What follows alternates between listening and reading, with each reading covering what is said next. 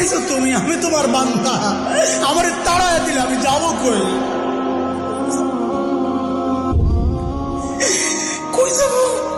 তুমি ছাড়া মাফ করবে কে বলো? কার কাছে যাওয়া ভিক্ষার হাত পাতবো বলো?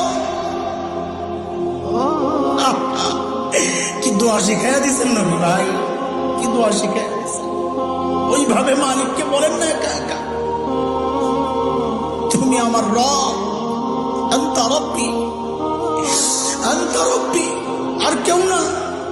পাপ করছি তো তোমারই করছি, নাফরমানি করছি তো তোমারই করছি, আর কারো করি নাই। বানাইছো তুমি, এখন আমি যাবো কই? করে ফেলছি, এখন যাবো কই বলো? কি সুন্দর কথা।